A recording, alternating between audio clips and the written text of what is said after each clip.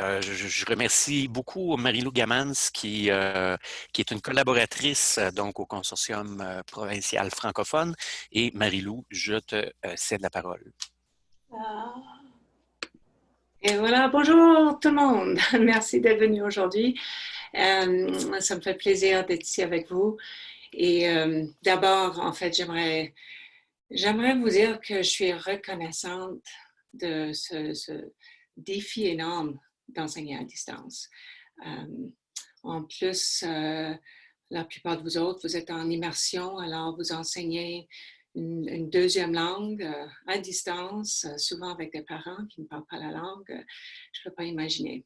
Alors, c'est déjà quelque chose avec la technologie, mais la langue aussi.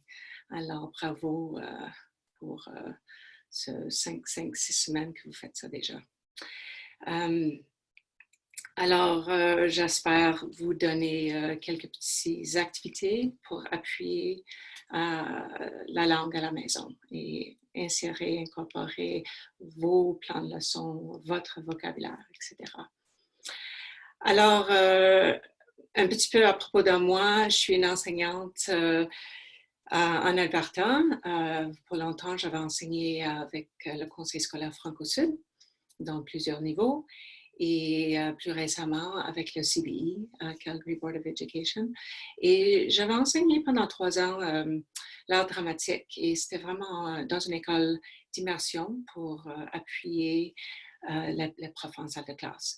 Et je suivais un petit peu ce qu'ils faisaient dans leur plan de leçon et ça fonctionnait très bien parce qu'on sait bien que le mouvement et la langue vont bien ensemble pour apprendre. Alors, sans plus tarder, on va commencer.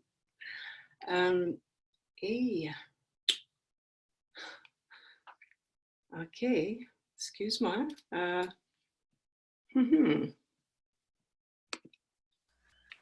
Et voilà.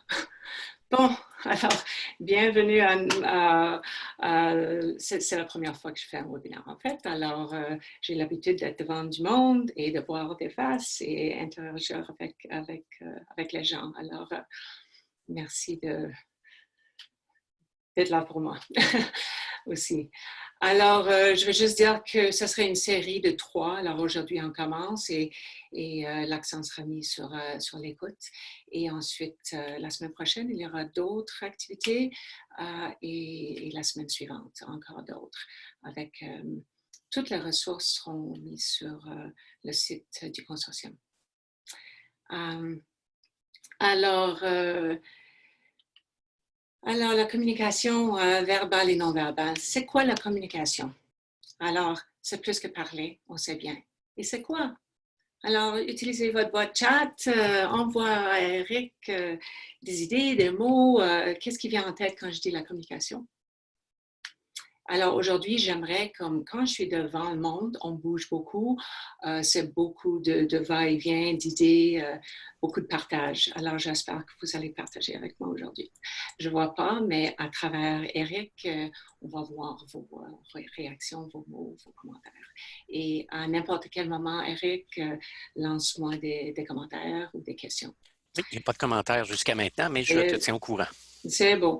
Alors, vraiment, la communication, c'est vraiment aussi observer, c'est écouter, bouger, parler.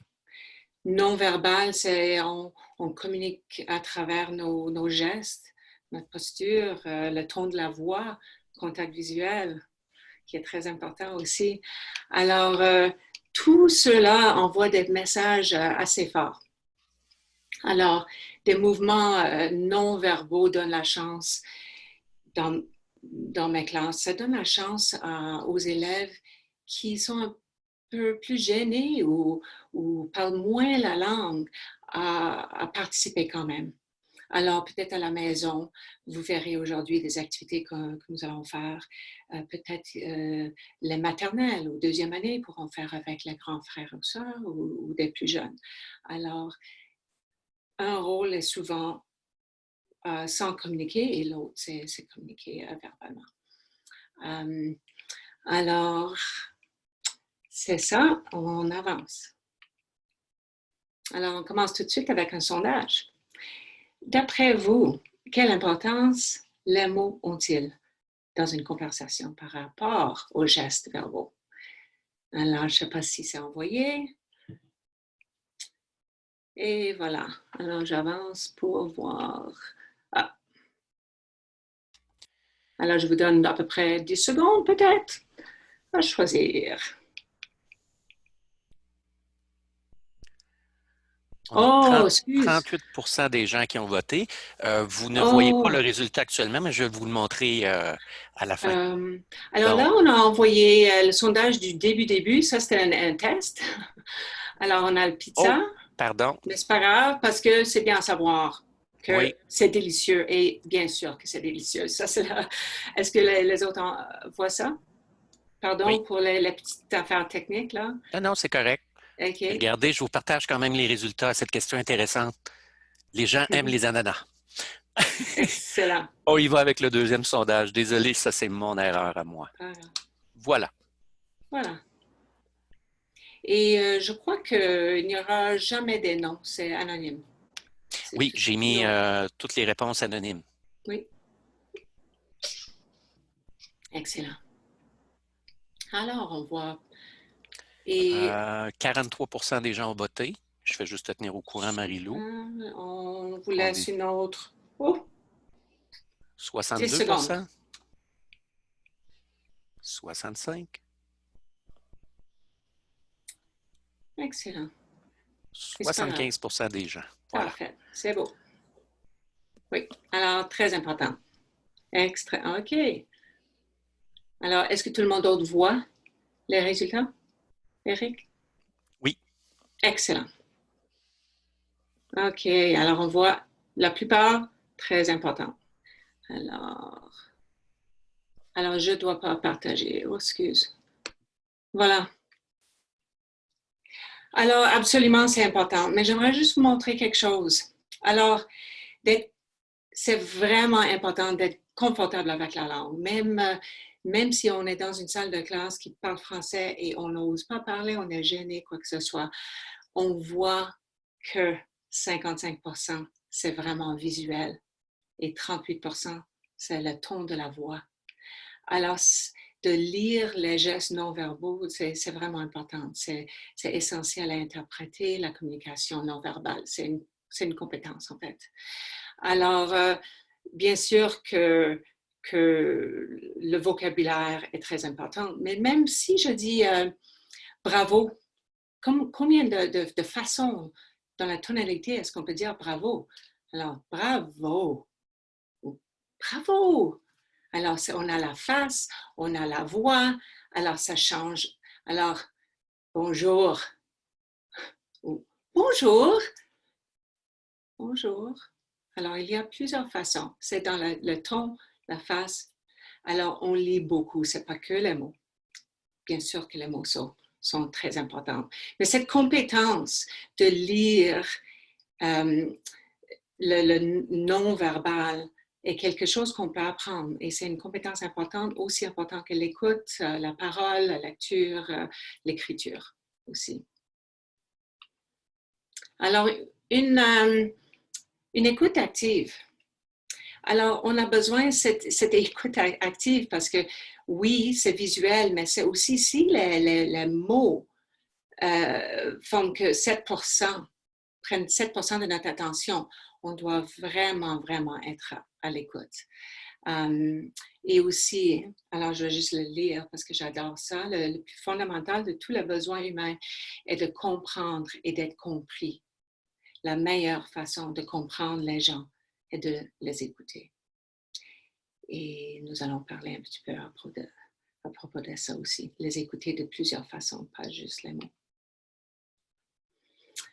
Alors, est-ce que vous, comme prof, avez vu déjà vos élèves devant la classe en train de présenter quelque chose et du coup, il y a quelqu'un qui se préoccupe avec quelque chose dans leur bureau, l'efface ou le crayon qui le guise ou quoi que ce soit. Même tant qu'adulte, on fait pareil.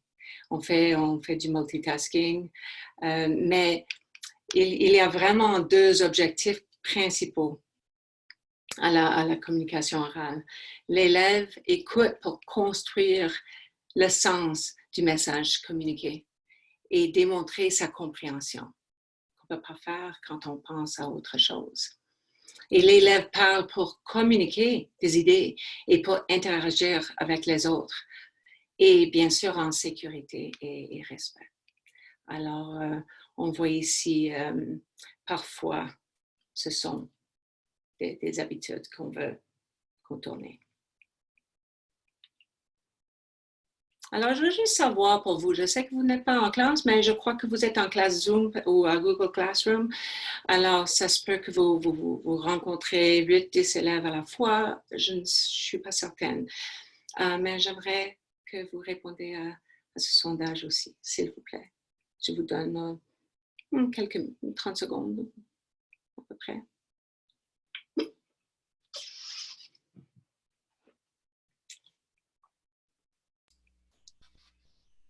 Alors, c'est 40%. juste excellent. Super. Parce que écouter, c'est pas évident et avec tellement d'informations qui viennent vers nous, c'est de plus en plus, c'est difficile à être à l'écoute parce que trop souvent, on est à l'écoute. 78%. Donc, je vais mettre fin au vote Oui, pour partager les résultats. oui, super. OK, merci. Non, excuse. Et voilà. Alors, si vous avez ça déjà, c'est vraiment quelque chose parce que, bon, l'écoute encore, c'est écouter le tout, les gestes non verbaux aussi. Alors, je suis contente de voir ça. Alors, une écoute active, c'est quoi? Je veux juste passer à travers ça parce que dans ma salle de classe, on bouge beaucoup. Quand je travaille avec des élèves et maintenant je présente plutôt pour des profs, mais on bouge énormément et on doit avoir des mesures en place pour vraiment être à l'écoute, faire nos affaires, être à l'écoute encore et faire du va-et-vient comme ça. Alors, l'écoute active consiste à chercher attentivement à comprendre plutôt d'entendre. Il y a une grosse différence, j'imagine que vous voyez ça. Les auditeurs actifs fournissent une rétroaction. Alors, souvent, et vous allez voir, peut-être pas cette semaine, mais la semaine prochaine, nous allons parler des tableaux. On a souvent des activités non verbales, mais la rétroaction du public, de l'audience, c'est là où le français sort, la langue orale, sort avec les commentaires, avec les questions. Et c'est essentiel d'avoir la rétroaction. Et l'écoute active peut aider à instaurer la confiance aussi. Et absolument, je vois ça. J'ai plusieurs types d'élèves, des classes différenciées et avec le respect, avec l'écoute active, vraiment, on voit une différence.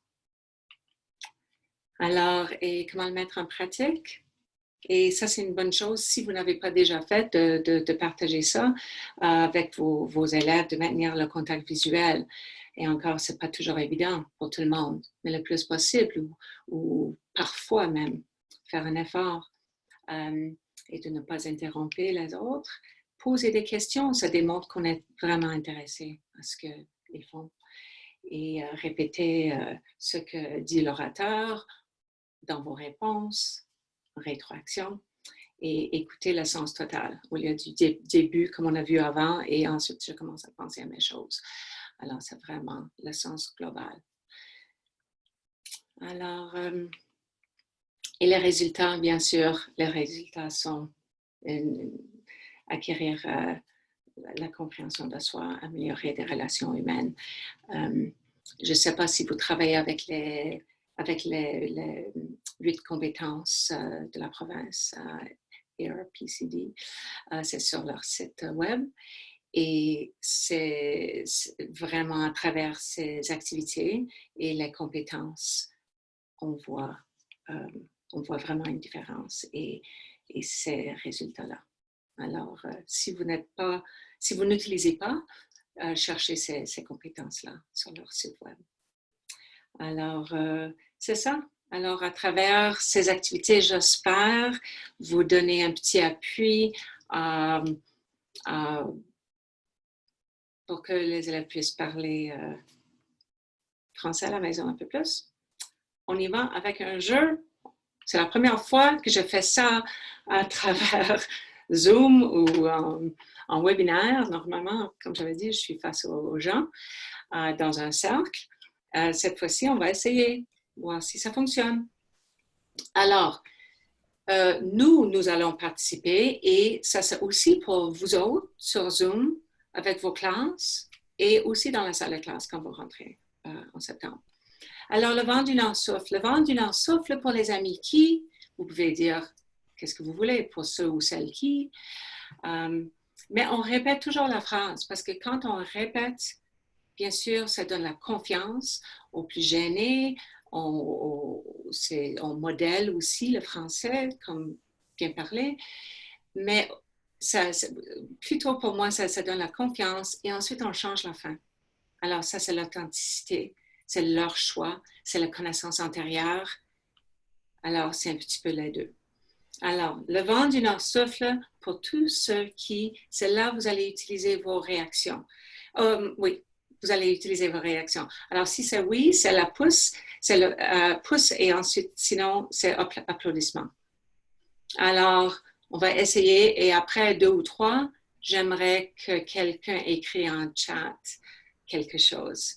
Ou si, je crois qu'on ne peut pas faire ça verbalement, mais on va essayer. Le vent du Nord souffle pour les amis qui portent du bleu aujourd'hui. Voilà. Pouce, applaudissements. C'est à peu près moitié-moitié. On aime le bleu. Alors, le vent du Nord souffle pour les gens qui portent des lunettes.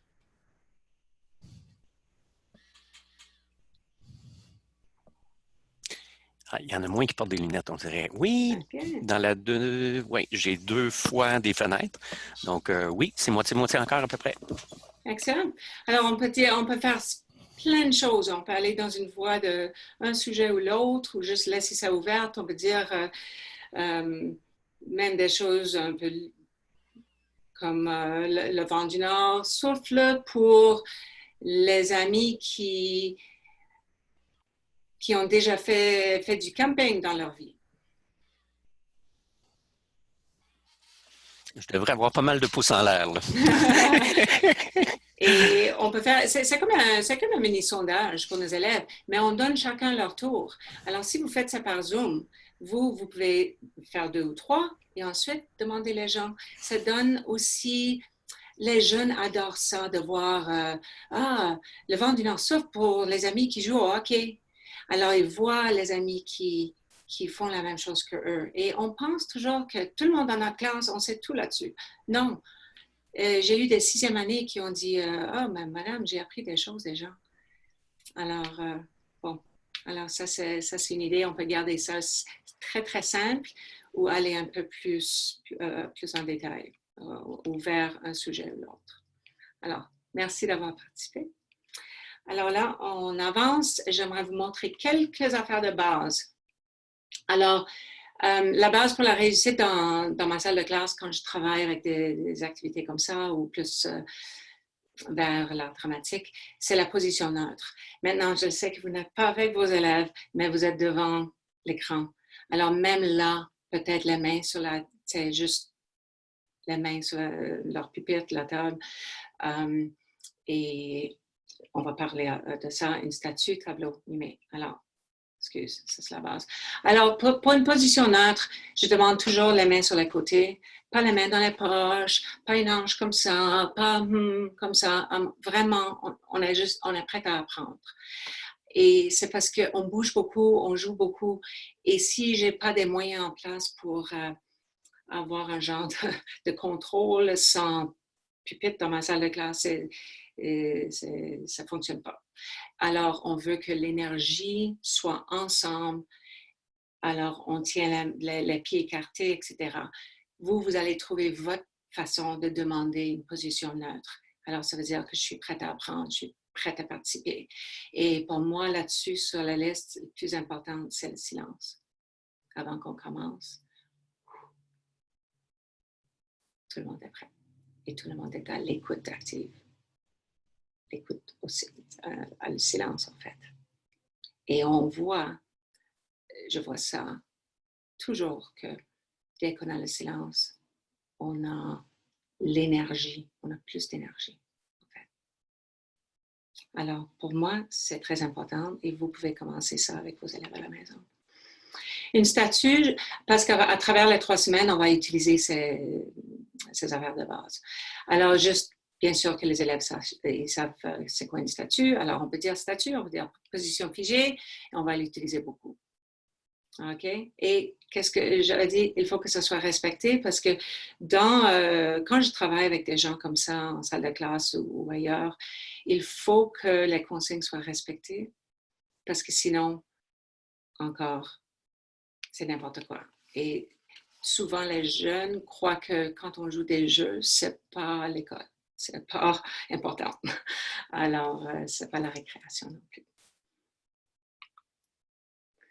Et si jamais il y a des questions ou des commentaires, envoie un chat au fur et à mesure, s'il vous plaît. N'hésitez pas. Alors, des tableaux, je vais juste un survol vite fait. C'est vraiment comme une photo. Alors, on veut des niveaux. Et je vais passer à travers ça la semaine prochaine parce que je crois qu'on n'aura pas le temps pour des tableaux cette semaine. Mais c'est vraiment, on veut comme une œuvre d'art, on veut que ça soit équilibré, on veut des niveaux, des hauteurs en bas, moyen, haut. Parce que c'est joli, quoi. Alors, comme une photo, et on est figé en place. Alors, je vous dis, pour un tableau, disons que nous sommes ensemble en salle de classe. On pourrait diviser la salle de classe en 4 ou en groupe de 4 même. Et je dis, vous avez 2 minutes à créer une saison. Alors là, ils sont ensemble et ils vont parler en français pour décider quelle saison, quelle activité et ensemble, le mettre ensemble, ensuite pratiquer, figer en place. Peut-être il y a, je ne sais pas, quelqu'un qui lance des boules de neige, figé, quelqu'un qui fait du ski de fond ou des anges dans la neige ou quoi que ce soit. Alors, quand ils sont figés, l'audience, encore le public, c'est eux qui parlent. C'est eux qui ont la chance à deviner c'est quoi. Ah, un tel, il fait ça. Ah, un tel. Alors, la saison est l'hiver et ce sont les activités qui se passent. Bon. On y va et mimer. La seule chose, je veux dire, c'est que les jeunes savent bien mimer, mais trop souvent, et on va passer à travers ça aujourd'hui un petit peu, c'est trop vague. On doit demander des détails, de vraiment voir ça dans leur tête. Comment est-ce que cet animal bouge? Comment est-ce qu'on manipule cette affaire dans la main pour donner, pour aider les autres à bien visualiser? Bon. Alors, on avance. Alors, des activités, vous êtes venus pour ça. Non. Alors, c'est ça. Des activités j'avais mis maternelle à 2 parce que je trouve pour moi, avec la langue, c'est la 3e année où on voit beaucoup de changements et de compréhension, etc. Alors, toutes les activités que je vous montre aujourd'hui, et si vous revenez, ils sont là pour être adaptés à vos contextes. Et quand vous êtes dans le forum de discussion, j'aimerais que vous parliez aux autres. Ah oui, je pourrais utiliser le vocabulaire avec ou je pourrais l'adapter comme tel. Alors, c'est ça que j'aimerais pour vous.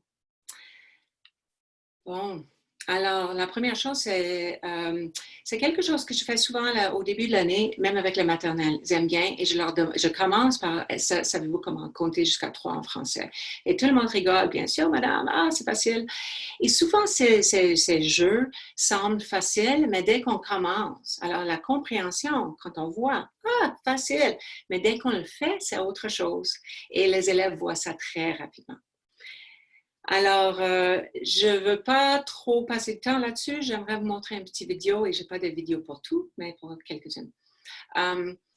Aussi, toutes ces activités sont vraiment bien pour la différenciation parce qu'on voit souvent, on peut parler, on peut regarder, on peut participer sans. Vous verrez. OK. Alors, mes belles filles qui m'ont aidé l'autre jour. 1, 2, 3 et on commence. 1, 2, 3, 1, 2, 3. Alors ça, c'est niveau numéro 1. Et là, on monte à niveau numéro 2. Et sachez que, je veux juste, pardon, mais sachez que je fais les niveaux très, très rapidement. Alors, normalement, on passe à travers toute une classe et on fait 1, 2, 3, juste parler comme ça pour savoir quelle direction. Mais tous mes niveaux sont très, très, très rapides pour vous montrer. Et je ne dis pas numéro 1, tu fais un mouvement, n'importe quel mouvement, mais là, je vais frapper la main.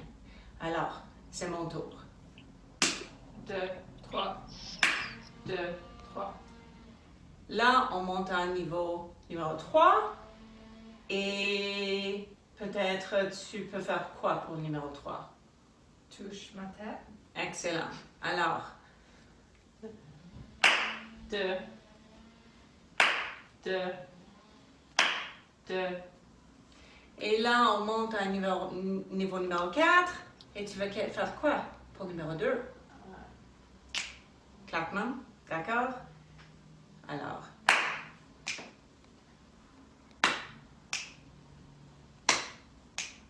Excellent. Et là, le dernier, c'est fermer les yeux et on fait la même chose. Est-ce que tu peux commencer avec numéro 1? On ferme les yeux. Oh, excuse. Et on va retourner à verbalement. 1, 2, 3, 1, 2, 3. Alors, imaginez qu'on a 25 personnes dans la classe. Ça devient beaucoup plus difficile qu'avec 3. Merci. Alors, les yeux fermés, probablement sur Zoom, ça ne va pas fonctionner, mais je voulais juste insérer ça parce que c'est vraiment étonnant le nombre de personnes qui ont du mal à entendre à côté d'eux. Alors encore, c'est vraiment l'écoute active et ça commence pour des jeunes à parler la langue juste avec des numéros, alors c'est pas gênant, mais aussi d'avoir la chance de parler individuellement. On dit spotlighting en anglais. C'est vraiment d'avoir cette lumière de gloire sur eux. Alors, des petits exercices pour ça. Encore s'il y a des questions. Alors, on va faire un deuxième et ensuite, je vous lance dans vos forums de discussion pour les essayer et pour les adapter en discussion. Alors ici, oui, je l'ai mis en anglais, la, cla, snap, parce que je ne sais pas si ça fonctionne bien, mais genou, taper, claquement. Ça fonctionne très bien aussi. Alors, je vais vous montrer la vidéo. Et ici, pensez au vocabulaire. On peut insérer n'importe quoi. Là, j'avais mis deuxième ronde le météo pour la première année peut-être. Mais comment est-ce que vous pourriez adapter? Quand on joue des jeux comme ça, quand on a un rythme, souvent, on oublie le français. Le français prend deuxième place et le rythme prend la première place. Et si jamais on a une erreur, une faute, ils sont moins gênés parce que, c'est la faute du jeu, c'est la faute du rythme. Et tout le monde rigole. Mais ils sont en train d'apprendre en même temps. Alors, ici. Go.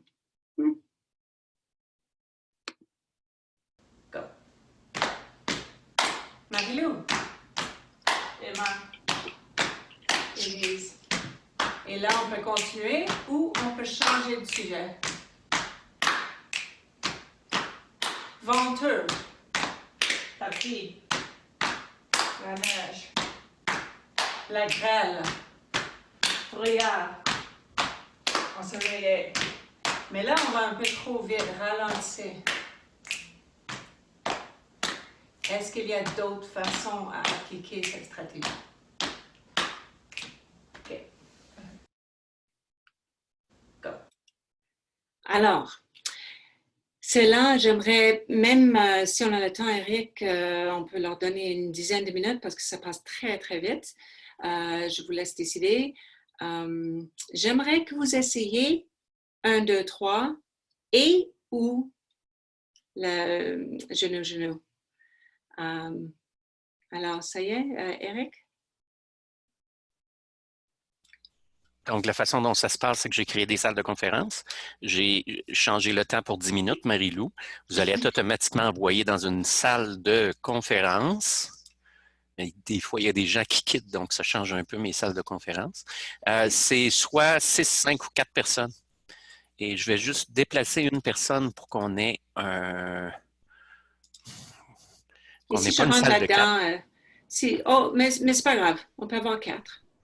Et si jamais je rentre là-dedans, je vais juste observer. Si jamais vous auriez des questions. Je vais t'envoyer la salle de 4 parce que soit que je t'envoie dans une salle où c'est seulement l'animateur qui peut se promener d'une salle à l'autre. Ah, c'est Alors, bon. je vais te placer dans la salle où il y a 4 personnes, Marie-Lou. D'accord? D'accord. Je vous envoie et le retour devrait être automatique. Donc, voilà, amusez-vous.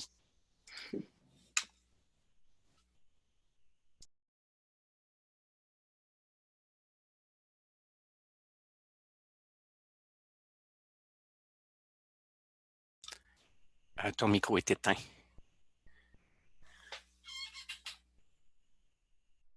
Si tu t'en vas dans la barre verte en haut, Marie-Lou, ouais, c'est là que tu vas pouvoir activer. Tu le vois à gauche.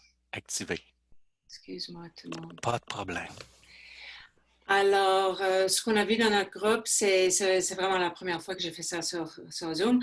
Alors, probablement, si vous auriez votre liste de classe ou une liste, et chaque personne sait d'après qui ils viennent. Alors, pour 1, 2, 3, alors je viens après Maryse. Alors, je sais que chaque fois que Maryse, elle frappe ou quoi. Alors, c'est vrai que c'était un peu difficile, mais on essaye. Et l'autre chose que j'avais dit, c'est que souvent on commence avec des petits pas comme ça parce que c'est vraiment encore le spotlight. So, de juste dire ton nom ou juste dire un mot ou deux. Alors, merci. Alors là, j'aimerais juste passer à 2 autres. Alors là, on commence vraiment à la base avec des activités. La semaine prochaine, si vous viendrez, il y aura d'autres activités avec d'autres activités, quoi. Alors ici, ce n'est pas un crayon. Alors encore, c'est la répétition. Alors, on veut répéter la phrase chaque fois, c'est essentiel. Même si ça vient parler français, on répète, ce n'est pas un crayon. Alors ça, c'est quelque chose que on prend un crayon comme ça. Et c'est toujours un objet. Alors, l'important, c'est que ce soit un objet qu'on tient dans la main. Parce que si, et j'ai déjà eu ça, j'ai une maternelle qui disait « Ce n'est pas un crayon, c'est un... » Ah, mais c'est un éléphant, madame. Alors, on ne peut pas savoir. Alors, il faut que ce soit vraiment quelque chose qu'on tient dans la main ou qui est clairement ou sur notre personne. D'accord? Alors, on dit, ce n'est pas un crayon, c'est une... Et vous devinez. Ce n'est pas un crayon, c'est une boucle d'oreille. Alors, on peut faire plein de choses comme ça. On travaille avec les jeunes, je demande après que c'est deviner une boucle d'oreille ou une moustache. Tout le monde le répète. Juste la réponse. Et on passe le crayon à quelqu'un d'autre, bien sûr, à la maison, chacun à leur tour. Et ça travaille l'imagination. D'après ce que je vois, c'est quelque chose qu'on doit vraiment pousser ces temps-ci. Aussi, le déterminant. je trouve que c'est très important d'ajouter le déterminant et de corriger sinon, si c'est mal fait. Alors, ça, ce n'est pas un crayon. Alors, on va faire un deuxième et ensuite, je vous lance. Oh, est-ce qu'on a le temps, Eric? On avance. Vite fait. Changer 3. Alors là, on peut jouer avec notre frère, sœur à la maison, parents. Alors, on donne la personne 1 minute à vous regarder. Alors, je suis la personne qui va changer 3 choses sur moi. Alors, quelqu'un me regarde pour 30 secondes à peu près, je sors de la salle, je change 3 choses. Peut-être j'enlève mon bracelet. Peut-être je mets mes cheveux dans une couette. Je lève la manche de ma chemise et je reviens. Et la personne doit deviner en disant « Ah, je vois que tu as changé » ou « Simplifié ». Vous pouvez donner à vos élèves la phrase que vous voulez qu'ils répètent. « Je vois que tu » ou « Vous avez changé ». Ou tu as attaché tes cheveux. Alors là, ça force encore. C'est souvent, c'est clair, on voit qu'est-ce qui s'est passé, mais on a du mal à le mettre en français, quoi. Pour les jeunes en maternelle, on va dire les cheveux, la chemise, et ensuite, non-verbalement, démontrer ce qu'il a fait pour changer. Alors, si on a le temps, peut-être cette fois-ci, on va faire... je crois qu'on n'a pas 7 minutes à vous donner. Peut-être. Je vais en mettre 5. 5? 4, oui. 5. J'ai été Excellent. obligé de changer quelques personnes parce qu'il y a des gens qui sont déconnectés. Donc, ça se peut que vous ayez changé de groupe, mais je vous envoie dans les salles immédiatement. OK.